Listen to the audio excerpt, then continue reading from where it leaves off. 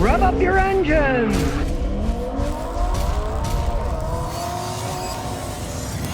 Well, Volvo's refunding some of the money to people who bought their new electric car because it's got some serious problems, especially with the software. The screens can go blank. They've died on them while people were driving them down the road. Now, if you remember originally, Volvo had a deal going with Polestar, but then they split apart and Volvo said they're going to do their own. Well, maybe they're not doing such a hot job. Now, this is the Volvo EX30. It's an electric crossover. Volvo makes them, but they're owned by the Chinese. They're made in China. So the tariff thing, who knows? They call it reasonably priced. Hey, as it stands today, it's like $7,000 less than a Tesla Model Y, and I don't call that cheap, right? Volvo is now halting all sales, and they've had to buy some of them back. The customer says, we don't want these stupid things. The screens go blank. Steering wheel buttons don't respond. The cars aren't charging. And emergency braking systems are randomly activating and stopping the cars. Obviously, they're not ready for prime time. And some of these issues are so bad that owners return their cars to Volvo for a full refund. The electric cars that Volvo already sells in the United States are a dismal failure. They weren't bad cars. I drove one and I thought it was an okay car. I said, gee, if it wasn't an electric car, I'd think about getting it. But it is an electric car. Smart that I didn't get one because they're having all kinds of problems. Volvo is known for having cars that hold up over time. You know, they got a lot of space for the soccer moms, that all the kids can fit in, right? Well, it turns out that it looks like electric vehicles aren't what the soccer moms want. And they can't give them away in the United States, the ones that they're already selling. I've seen ones that were 1 year old that were going for $24,000 in Nashville. Brand new, they were 67. And these things had like 20,000 miles on them. People do not like the Volvo electric cars. And now the ones that they make in China that they're selling in Europe are having problems. Maybe they ought to hold back before they start bringing them to the United States. That's not Volvo's market. Luxury ones, Tesla sold a bunch of them to the rich people. Now, there aren't that many rich people left who really want one, and their sales are starting to have problems, right? Volvo, being a Chinese company now, the Chinese own them, they're having problems with their cheap version there. They haven't even brought it over here yet. Maybe they shouldn't even bother bringing it over here. Now, I read one of the most ridiculous articles I've read in years. How can we stop EV charging cable theft for good?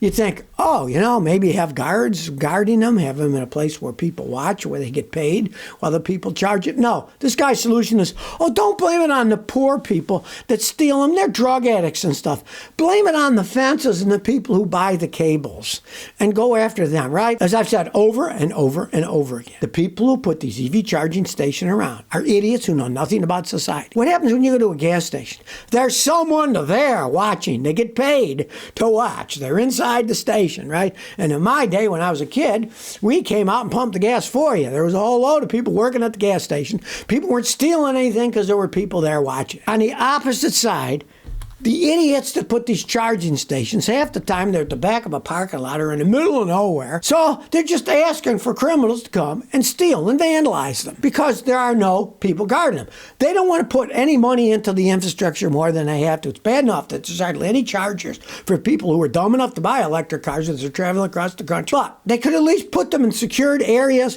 where there is an attendant there that can help you with problems, that can watch to make sure nothing goes wrong. But they don't want to put any money in the infrastructure, so they're not going to pay somebody. They're not going to pay to have a heated, air-conditioned little building for the people to watch it. But they need to if they want to be serious about this crap. You can't just stick these things in the middle of nowhere and expect them not to be damaged. And this guy says, well, get the fences. What you need to do is have a situation where they can't steal stuff because there are workers there that are watching it. Plus, a lot of people are trying to charge a car doesn't work right. They need somebody there to help. Understand, when you plug your electric car into one of these chargers, it's not like plugging a toaster in the wall.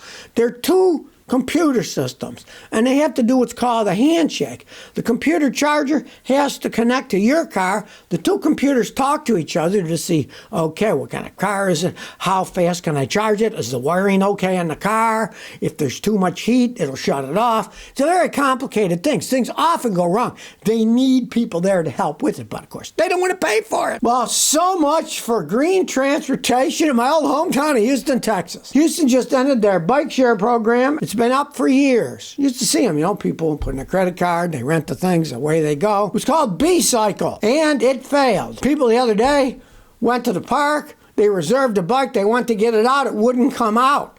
They're locked into these little storage places where they got bars, they're locked. Bring your credit card, put the code in, you get them out, right? Well, they wouldn't open up anymore, even though people reserved them, because it turns out June 30th, they shut down the biking system.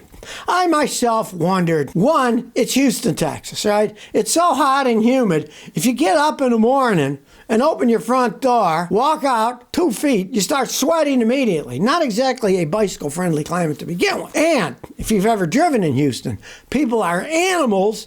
They don't think that they're supposed to share the road with bicycles. People swear at them. They don't like bicycle riders. It's a known fact. Houston has very small amount of actual road system bike paths. Now, it's got some decent bike paths that go around the bayou where cars aren't allowed. Okay, the regular roads, forget it. But we used to ride our bikes around the bayou all the time. It was very nice, right? And they had fixed up a really nice bike lane. That was cool. But the city decided we can't make any money on this deal, so they shut the whole thing down. And like I said, it's humid and hot in Houston. Get this.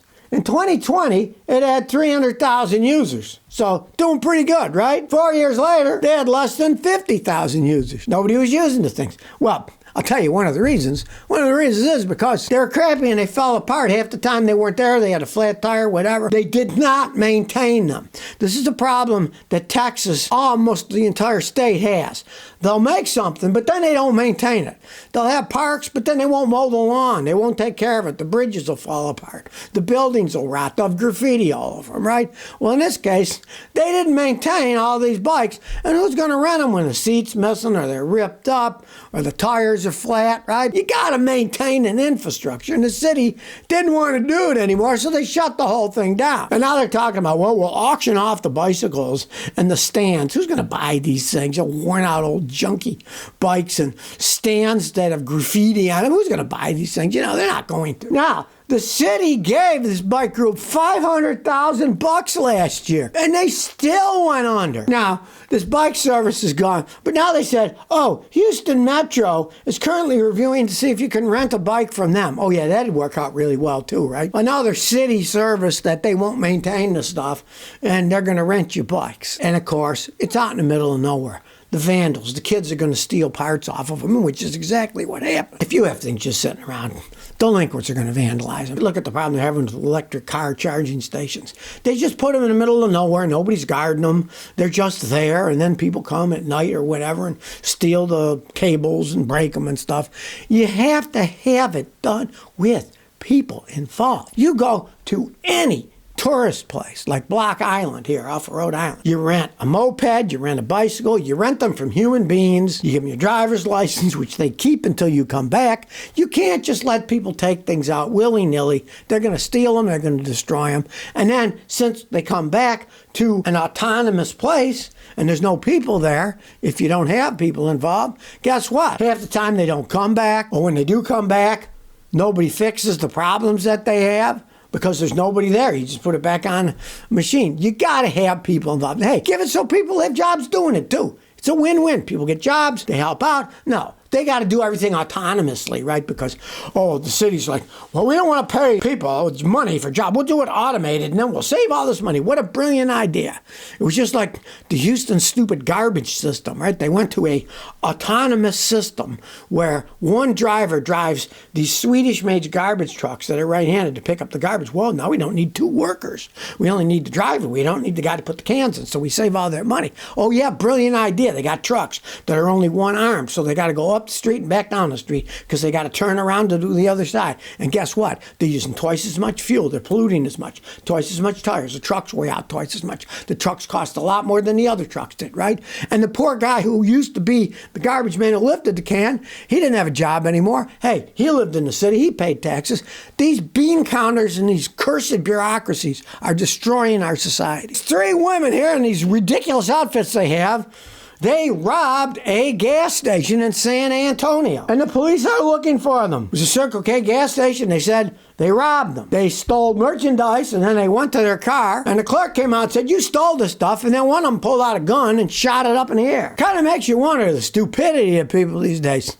Do they understand? There's cameras there, and they got a pretty good picture of these clowns. It's like one of those B movies that they put on Netflix, you know? I guess it's just proof that people are getting dumber and dumber as time goes on. They came out of a relatively new black vehicle, and they're stealing stuff from a convenience store. Then when they get caught, they shoot a gun up in the air. There's some crazy people out there these days. Watch out. Got to be three of the dumbest people on earth. They got full view pictures of them, and they're robbing a convenience store of who knows what. Candy bars. Then they pull a gun out over it. People have indeed lost their minds. So if you never want to miss another one of my new car repair videos, remember to ring that bell.